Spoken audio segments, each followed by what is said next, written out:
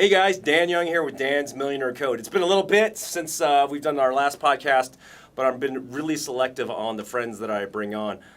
Today's friend, Kris Krohn. What's up, everybody? Glad to be here. Incredible dude. Dude does so much real estate. I met him at a mastermind, one of Dan Fleischman's deals, I think, and it was awesome, and we just resonated really well.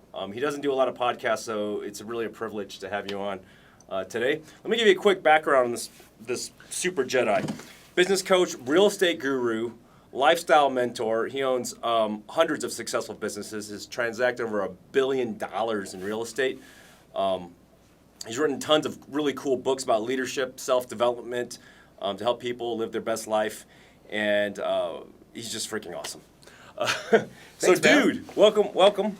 Thank you. Both of us love scaling, and all that stuff. Yes. But maybe just a quick background for the audience of like where you come from and how you got to where you are, man.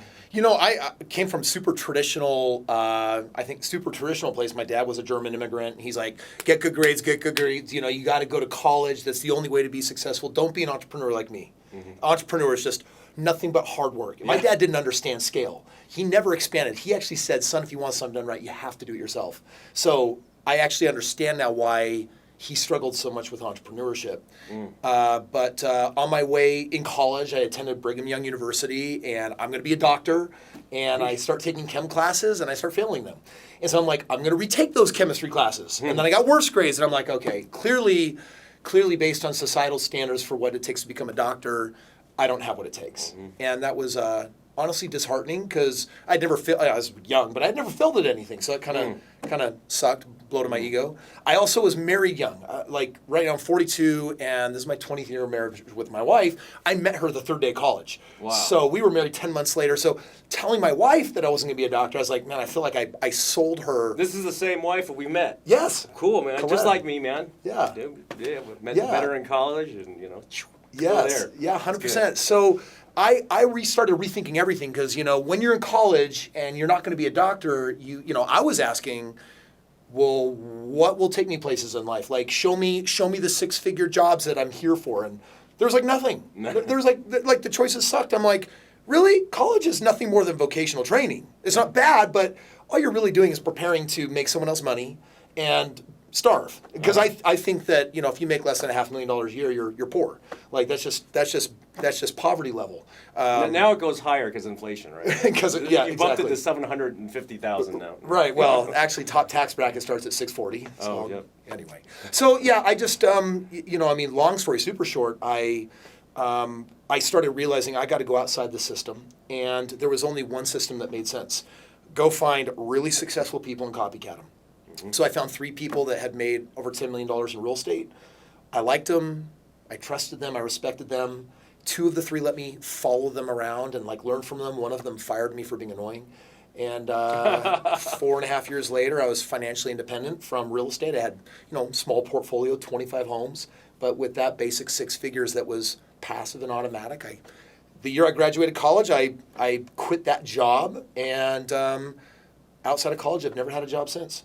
That's cool, man. Now, and the only thing that made that possible was defying my dad's standard, which was, if you want something right, don't do it yourself. I had to learn, wait a second, I'm going crazy being a full-time student, working full-time, and also having the side business is too much. And so I remember when I bucked it and I just said, you know what, if you want it done right, don't do it yourself. And that has led me to scale, and that's led me to everywhere where I am today. And my passionate belief is that really genuinely, if you want something done right, and if you want to go anywhere in life, you have to remove yourself from the equation because you will be the weakest link, no matter how great you think you are. Critical. So how do you go around finding these super quarterbacks to run your stuff? Because you got a lot of stuff moving. Yeah, I don't know how boring you want me to get, but what I do is I go in and I hack something. I basically just muscle up and cowboy up and figure out how to do it. And my goal is within 120 days, I need to hand it to somebody. Ooh, that's a good one. And if I can't hand it off in 120 days, I won't take on the project in the first place. So 120-day handoff. That's and it's because after 120 days, you are at risk for getting stuck in a position. And the moment you're stuck in a position, your most valuable asset is spoken for. It's time, and it's gone. So my job is I'm always outsourcing myself out of everything that I can, except for the things that I shouldn't, like sex with my wife. I don't outsource that. Right? Do it yourself, Joe. There's very few things that you shouldn't outsource, but honestly, my goal is to outsource everything. Yeah. Yeah. That's smart. So along your journey, you know, a lot of entrepreneurs, a lot of people that want to be entrepreneurs think that, wow, man, Kris and Dan, you know, you guys are doing all this stuff, and life looks so rosy on your Instagram and your socials, right? Like, so what's the biggest landmine you've stepped on, and you know, and what'd you learn from that, man? Yeah, dude, so many landmines. I feel like the first decade of entrepreneurship was such a waste. I literally walked out of my first decade. I transacted over $50 million in business, and I walked away with a $10 bill. Yeah. So it was like my decade of learning. And after that, I'm like, I better learn all of the things that should have been standard so I never do any of that again. And out of most of my situation, I was at the center. I was the common denominator. And I think where entrepreneurs get stuck, Dan, is if you've ever been stuck in a job, it's like, wow, I want freedom, so I should start a business. But then you commit the same crime. You build your whole business around you as a person, and now everything's entailed upon you. Except when you own your own business, sometimes you're working twice as hard and sometimes for half the pay. So you can't just shift from having a job to owning a business. You have to shift to becoming an owner. And an owner is not an operator. An operator gets tired working the business. An owner only works as much as brings them joy. So I do work. I work on Mondays, Tuesdays, and Thursdays. Wednesdays, I give that day to my wife. I give Fridays to my whole family. Saturdays is my day. Sunday is God's day. And so 3 days brings me joy. 4 days does not. Here's an interesting thing, too. With your people, how do you know, when you're hiring employees, you know, all business problems are, you know, usually people problems. Yes, right? 100%. So with your employees, how do you keep them so that they're fired up and they have that passion to help grow and operate, and that do you give them a piece of the pie, or what do you do? Yeah, you know, I used to hire for competency, and that meant that, I need to find someone that can meet this job description. And we don't do that anymore. It's not enough to be competent. That's an expectation. We expect you to be able to do your job. The question is, do you meet our culture? And the cool thing about creating a company is you get to define the culture. It's like you're God, and this is your creation, this is your planetoid, and you get to define all the rules. And so, like, one of my rules is we don't do drama. Dude, you bring drama and you get caught and you're out. Like, no one's got time for that. You know, so, but the other thing is for example, my social media brand, it's like, dude, you got to be a Kris Krohn fan. And that sucks if I have to enforce that, but my CEO does that for me. Oh, good. So when I walk around my company, it's not about celebrity status, but everyone's there knowing if I hang and spend time with Kris, it's going to rub off. He's going to mentor me. I'm going to level up my life. And so part of our culture is personal development. Like, if you're not here to grow, then you're not a part of our culture. You're not a part of our cult. If you want to drink our Kool-Aid, you have to be all about growth. And so if you're like in a fixed, stuck mindset, and you're like, well, I'm just going to here to clock in and clock out and, you know, do work. I'm like, nah, dude, if I wouldn't hang out with you on the weekends, I'm not hiring you. That's cool. Yeah. Which means that there's, you know, my team coined this phrase, like, our business is a family that makes money together. And they do get a piece of the action. I believe very strongly that people follow incentives. So I don't believe that any one person in a company should have a salary without a really strong bonus. And if they're not incentivized to know, they have to know, by the way, what an A player looks like, and then they should be given money if they are. Smart. And if they're not, they're out, which gets into the boring stuff, like you got to have critical drivers and KPIs and SOPs, you know, for all your people. What I do is when I'm hiring leaders, top-level leaders to be presidents, CEOs, VPs of companies, I try to look for people that I would actually work for. If I was like looking for a job, I was like, dude, this dude or this girl's so good. Yeah. Like, they could be a major competitor in whatever I'm doing, and they're good, and probably, and in some ways, better than I am. Yeah, but that's the key. People are scared to hire someone better than them. But I'm like, dude, like, a lot of business owners, they believe that there's no one that can do their job better than them. And when you actually believe that, it throws up these narrow blinders, and you'll never see the people that are better than you. And you have to believe that in their space that they got to be 10 times better than you. And if you don't believe that, because you have trust issues, you're going to get spanked over and over and over again. And dude, you're going to always be too busy with not enough time and probably not enough money either. That was the biggest mistake I did when I was younger, starting my companies about 31 years ago. I would hire people that would be like, okay, get it done. Yeah. But they weren't innovative thinkers or someone I would work for. Yeah. And I did that because of my own ego. I felt real like, I'm more powerful. So It's natural to like hire Yeah. down instead of hire up. yeah, and then that's we were stuck at doing maybe a couple million a year in sales, right? Yeah. And then I started. My mentor told me start hiring people that are way better than you. Yeah. Finance and this and that. Yeah. And when I brought those people on, Yeah. it was so cool because they were teaching me stuff. And the one thing that I used to also be very apprehensive about, I don't know if you've experienced this too, is I didn't share all my secrets, like income secrets, passive income secrets, because I was a control freak. Yeah. And my wife's like, you should share those secrets for these people. And I'm like, well, what if they leave? What if they become millionaires? So the first employee became a millionaire like 20 years ago. And he was just like, dude, I really appreciate you. And he stayed for another, like 15 years or something. Then there was a life-changing event for him. But I went to move on. But the cool thing is now I keep posting videos of employees that have become millionaires. Yeah. And it's not like instant millionaire, but through time. Through time and applying proper technique. So their passive income Yeah. far exceeded what I was paying them. Yeah. But they didn't quit. And Yeah. they're just like, I'm like, why are you staying? They're like, I want the new info, bro. Yeah. Like, I know. or Cutting edge. I want to hang out Yeah. and get the new info. So the second thing is this, and maybe I can share this with you because we were talking about hiring. Right now, we're Yeah. trying to hire a lot of executives. You know, right? Yeah. The big thing with that is we have a lot of ammunition because we've built a good reserve of cash through assets, right? What I just tell them is, look, how much cash do you have? And some of these guys are like $1 million, $500,000, and I'm like, dude, I have 1,000 times more than that available for you as resources to scale, and you get a percentage of that. So do the math. Let's say you got $500,000, and what do you think how fast can you scale that? Then take a percentage of the coffers that you get to use of ours, Yeah. and you get a percentage and do the math. What do you think? And the guy's like, dude, I'll save 8 years of my life. Yeah, yeah. I'm like, well, what's 8 years of your life worth, bro? Yeah, You know? exactly. And they're like, dude, I'm on. Yeah, it's interesting because as you talk about that, it gets me thinking about what else that it is we do. And at one point, we decided we had to stop being a training company and we were a professional company. As in, when you hire someone, are you providing on-the-job training? Like, are you going to pay for their learning curve, or do you expect them to come in slaying it? And dude, in the beginning, when there wasn't a lot of money, we were hiring on the cheap, which meant that we were always hiring for people's learning curve. It's like, I'm sure you'd love to get paid $70,000 a year. We're going to pay you $38,000 a year, and then and obviously you're not going to find the quality and or the people that have learned to do certain things or their life experience. It's just not there yet. And so at some point we had to figure out how to bust into really big margin so that we could just afford to hire the best of the best. Ooh, that's smart. Yeah. So in other words, you got to be an A player out the gate, and if you're not going to fit.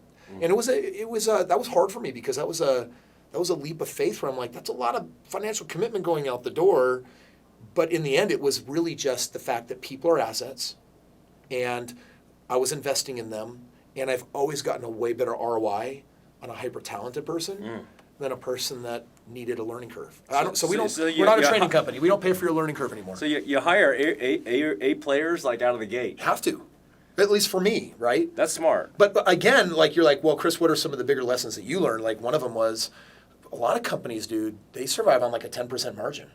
And certain industries can do that. Like if you're a supermarket and you have a 3 to 5% margin and people are buying crap all day long. But, for us, we're in an industry where we're dealing with fewer people on a big scale. I'm building people's real estate portfolios. I'm helping build their businesses. Working with fewer people doing really deeply impactful things. Ooh, that's huge. And so we had to learn how to, I think last quarter we averaged a 65% margin.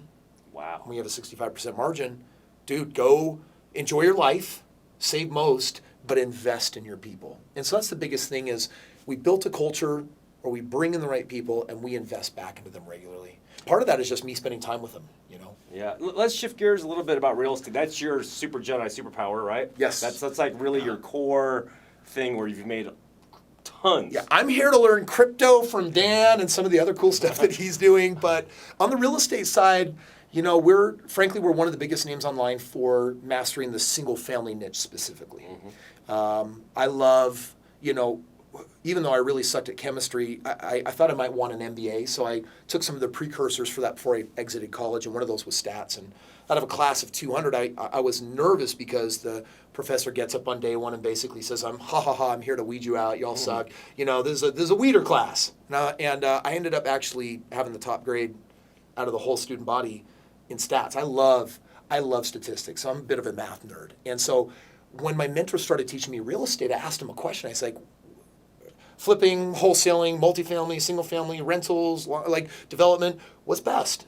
Which of these strategies is best? And none of them could give me a straight answer. And I'm like, mathematically, but from distance point A to point B, there has to be a fastest way. And they said, well, that's not fair. And I said, why isn't it fair? They said, well, it's biased. You have to decide what's important to you. And I said, well, I know what's important to me. I want to preserve my time. So the strategy that I pick in real estate has to require the least time, the least effort, the least risk. It's got to be the most profitable. It's got to work in up and down markets, and it's got to provide a service that's valuable to people.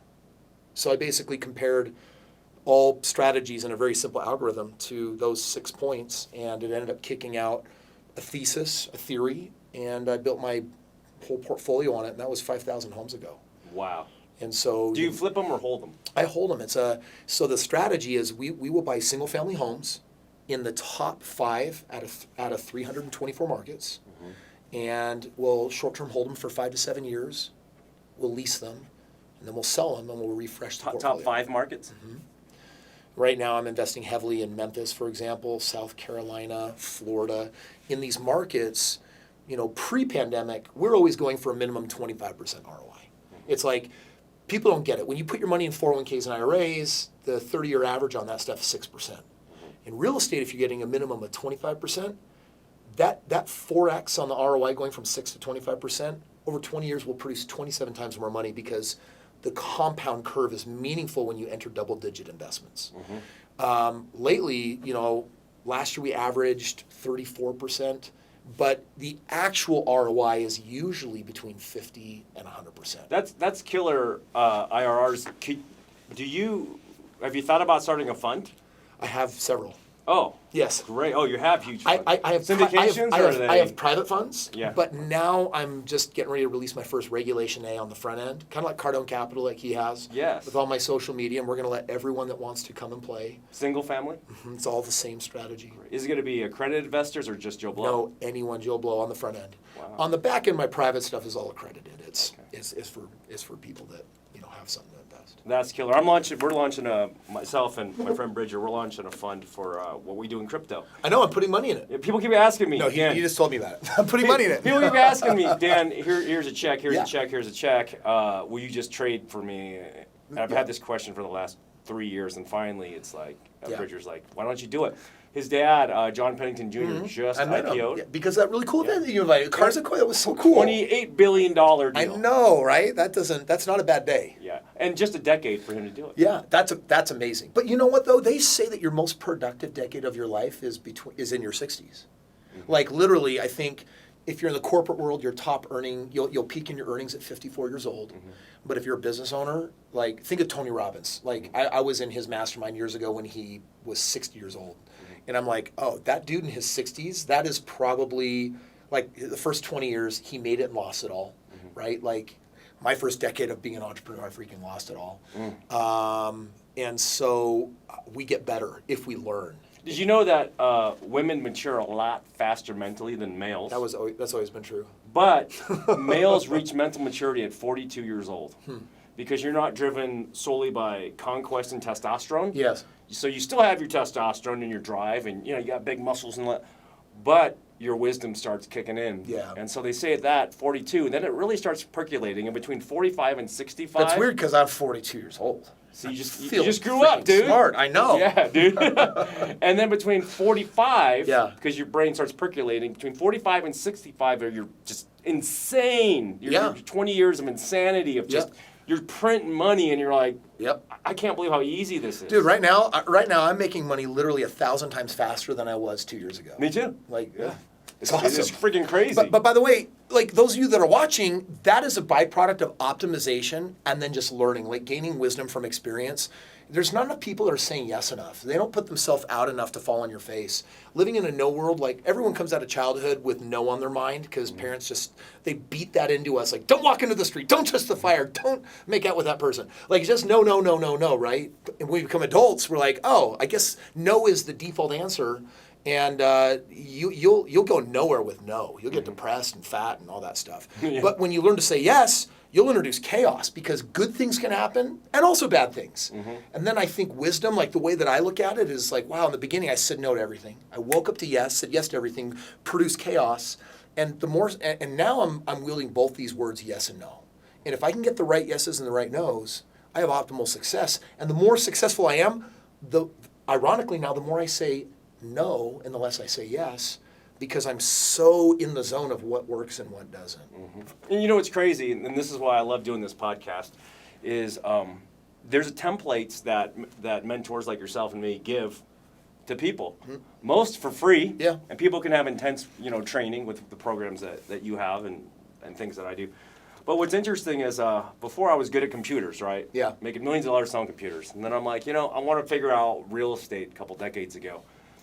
So I found the guy who had more commercial real estate in Utah than any one dude. Yeah. Right, this guy Jeff. And this guy Jeff's like, this is how you do it. He's like, dude, if you can buy a crap hole at 8.5 cap and the math makes sense and you've done your diligence, run an Alta survey and blah, blah, blah, and all this stuff, here's a checklist, you're going to make money. So go find some deals. Yep. And here's like 4 real estate dudes will find deals as long as you have a dry powder to transact. Yep. And then go. It was crazy though. With the first deal, $3.2 million deal, we bought it, and it took 24 months, and we had an $11.5 million valuation after doing a little fix up, right? Yep. And I was like, this is easy. And so when people say, a lot of mentors say, and a lot of entrepreneurs say, stay in your lane. Yeah. It's kind of interesting because if you just template it, same thing. And same thing with crypto. Yeah. That's how I got into it in 13. This professor guy was like, dude, this is how I make, tons of money. He wasn't making millions. He goes, I make hundreds of thousands, and this was when crypto was small. Yeah.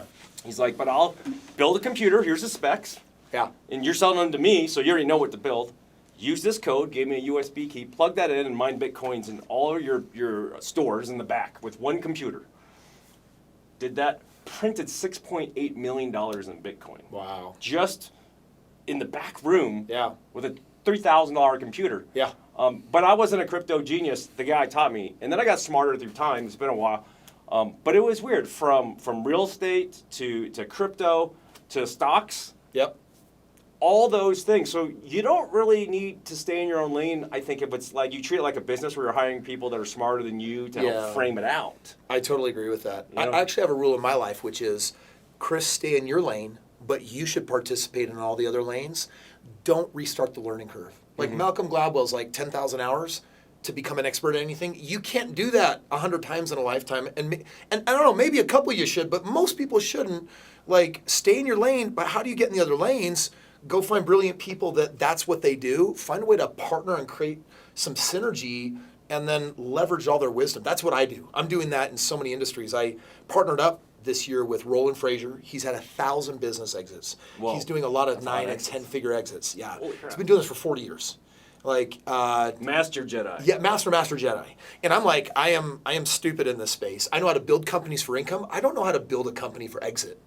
And so we are building 36 companies right now, and each one of them is designed over 5 years to have a $50 to $100 million exit. Wow. And so my goal by the time I'm in my mid-40s is I want to become billionaire for the first time, and then within a year it'll become multi-billionaire. And Warren Buffett, dude, check this out. He was 55 years old when he made his first billion. Wow. Now 30 years later, he's over 100. So you look at the J curve, and like, dude, we're young. And so I'm like, right now, I'm not a billionaire, but I have a plan. I believe I know exactly when it's going to happen. And guess what I knew I needed to do to make that happen? What? I needed to learn how to buy and sell companies. I also need to learn how to buy and build and sell companies. I always knew that was going to be a key piece, and I had left it out. Now I've got tech companies that I've started and things like this. And I'm sure not everything will work out, but for the most part, everything is. But that's not because of me. That's because I'm leveraging the wisdom of the other people. This is awesome. I want to summarize a little bit of some of the the rules that you have, and feel free to add some. Okay. So when you're hiring, do you meet the culture? You have to meet the culture. That's a must. No drama, right? And hire A players out of the gate. And I'm going to throw in a fourth one I didn't give you. Okay. We hire for ROI. We hire for ROI, which means you're an investment. I'm giving you money, and I want to give you a bonus if you produce this. And so before I hire someone, I have to know how they're going to make me money and how I'm going to give them more money. They have to see their future in me, and I have to see my future in them. And I know that in being a successful business owner, like I've got this great future, but do they have a piece of it? That doesn't have to mean ownership, but they have to see how they're going to be better off with me than without me. With me, Smart. without me. So we hire for ROI, which means we never arbitrarily hire like, oh, we need someone for this role. Let's hire them and hire. It's like, no. How does this affect the P&L? And then how do I share a piece of it back with them? Now everyone's in the game. I like that. That's what we do. For every role, we have a mathematical equation on a spreadsheet of how those KPIs are measured and how that ROI is. 100%. And so there's a value number. Yep. And I'm pretty transparent with the team of, okay, that's your value number. Let's bring it to here. Well, and when we hire people, a lot of people just post a job description. We never do that. I post the job description, the mission, the culture. Then we also post your critical drivers, what do we expect you to do every day, and your weekly KPI, what do you produce, and then what's your bonus. So when someone gets the job in the interview, like it's not, well, we'll figure it out. It's like, no, we slowed down to go real fast. We know exactly what we want. This is what I'm going to ask you to do, and if you do it, this is how you become an A player, and if you are, this is what we'll pay you as in bonus. And You now, have a clear trajectory. yeah, and because if you change expectation on someone per journey, dude, I haven't figured out how to resurrect the dead. And that includes resetting expectations. You don't want to It's screw with hard. people's pay. No, or expectation. Like, wait, I thought you were hiring me for this. Now you want me to do this stuff, even though you give me more money. That's not what I came into this. Like, it's like a client, or like, can you imagine, like, I wanted to order this computer just like this, and then you decided to change what I wanted, and you're like, well, I think it would be better if you got this and that. I'm like, if I disagree, I'm gonna be an unhappy customer. So What we do is MOU, memorandum of understanding. Yeah. This is what's going on, man. Yeah. And I like using MOUs, memorandum of understanding, because a lot of people, when you use words like contract, employment contract, yeah, they get all like legally and freaky, and then it goes to the wrong part of the brain. brain. Yeah. But that's important to just have clear expectations. agreements. Man. Yeah. Okay. I watch your videos actually daily. They come up on my feed a lot, man. so Your sorry. videos come up. No, they're great. Actually, and I love them. I make my kids watch them and guys and stuff. Because a lot of guys have been asking me about real estate. Dude, there's one question I have to ask you. It'll push us over a couple minutes, but there's a lot of questions I'm getting on direct messages right now. Is it a good time to invest? Are they going to raise rates, or are prices are we having a crash? Okay. What's your theory on that? Great question. I don't think it's a theory. I feel like I can nearly predict the future perfectly. Real estate crashes are completely predictable. Stock market crashes, not even the smartest people on the planet can guess. But people usually put them in the same bucket because it's like, it's a market crash. I'm like, no. A real estate crash and a stock market crash are not the same thing. In real estate, a crash only happens when there's a surplus of properties that people aren't demanding. It's supply and demand. It's so predictable. So after the 2008 global financial crisis, we literally stopped building for 7 years in this country. But people were having sex, making babies. And people were migrating and moving here. Eventually, we were going to need houses again. And we got too late to the rebuild party. And by the time we started building again, we were missing 1 million homes. And then every month, that number got bigger and bigger and bigger up through the pandemic. We were missing 2.1 million homes.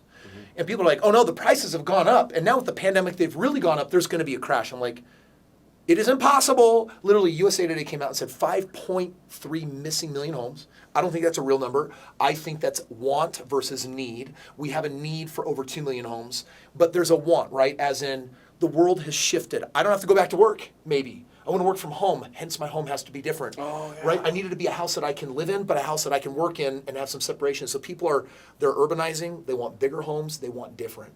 And so that's why we have part of this. So you can argue that we have somewhere between 2 and 5 missing million homes, probably closer to 3. For our builders in this country to catch up to that level of that, 7 to 10 years. So we got a good run. We're going to have a crazy run. Like, I am not a fan of development unless you know that you have enough runway ahead of you. I'm doing development Because too. in 2008, man, a lot of guys got their ass kicked. Yes, and so people usually respond emotionally, but real estate, dude, it is really not rocket science. You're going to see me. I'm buying a house every single day right now. Wow. And right now, we've seen the median just in the last 15 months travel from 280,000 to 360,000. How about markets, though? Like New York, LA, people are leaving. Yeah, you have to. So all the U-Hauls are coming to Utah and Idaho. They are. Right? And so, Yeah. So where would you buy? So I'll tell you right now that how you win in the game of real estate, if you want to play with the big boys, you stop playing in your backyard. Your backyard is more than likely the worst market because there's 324 markets, and there's only a handful. I got to take that lesson, man. All my real estate's in Utah. I don't own bro. anything. Years ago, I divested. I won't own anything in real estate that isn't commercial. And what I'm doing there is I'm stacking the deck in my favor because instead of looking for a good deal on a house, you have to look for a good deal on a market. Half your ROI comes from market, not property. So in my world, we go macroeconomics before we go microeconomics, which means, wait, where in the country are people migrating? Top 3 hot markets that people should eyeball. Yeah, South Carolina, Florida, Tennessee, Memphis, Oklahoma. I'll go with those 4. Oh, man. Guys, write that down. Watch this over and over again if you're interested. Oh, yeah. So, okay, we better wrap up just to respect your time. But where can people find you, and is it cool for them to message you, or what's the best way to, like, learn your wizardry of real estate? Yeah, so if you just Google Kris Krohn and click on your preference for how you want to follow me, I don't care if it's TikTok, Instagram, YouTube, or LinkedIn, or whatever. There's always going to be links in bios. There's always links underneath all my YouTube videos, and I'm always giving free gear away. And just know that if you ask for anything free, a member of my team will call you and say, "Why did you do that?" And 80% of the time, people will say, I was just curious. 20% of the time, people will say, I'm freaking ready now, let's go. and there's a way for me to connect and contact. I partner with people all over the world in real estate. That's one of the things that I do is I build people's portfolios. Take their money, put it to work. I make it totally hassle-free for them. And that's one of my favorite real estate niches. That's killer. So, guys, follow Kris right now. His stuff's incredible. I keep watching his videos, learning a lot of stuff. Just when you think you know a little bit about real estate, and I've been doing quite a bit, but man, this just gets me a different perspective on some of the other markets. I've been very apprehensive for 30 years in moving to other markets, and I've been accumulating local, and the reason for that though is because my management companies are here. Yeah, I get it. So I feel like used to do that. it's I did that easy for to my see few in hundred. your backyard. Yes. Maybe it's a control ego thing. I don't know. More than anything, it's probably just an experience and comfort zone thing, right? Yeah. At some point, we can only go further if we hang on the coattails of the right people. Yeah. And you and I are both doing that in so many sectors, and maybe in real estate, it's time to do a little bit more of that. Yes, dude. I appreciate you coming on. Yeah, Thank absolutely, you so man. much. Appreciate it. Guys and gals, this podcast, you know how much it costs you? Nothing. It's free, but Free 99. free 99. But we do ask you to do 2 things actually to pay for it, to pay it forward. Share this on your social media. It's critically important so we can help everybody in the whole country here improve their lives. I think that's the only way we're going to turn around America is to create more wealth. Money's not everything, but poverty isn't everything either. And usually abundance to good people lowers poverty significantly. Agree completely. So I want you guys to do that. If you want to follow some of my stuff, Dan's Millionaire Code on Instagram, all the links to go everywhere are there, obviously. And then Google Kris Krohn and follow his stuff and subscribe to all his stuff, and you'll learn a lot. You've been watching Dan's Millionaire Code. Kris, again, thanks. You're welcome, buddy. Boom. We'll see you guys next See ya. week.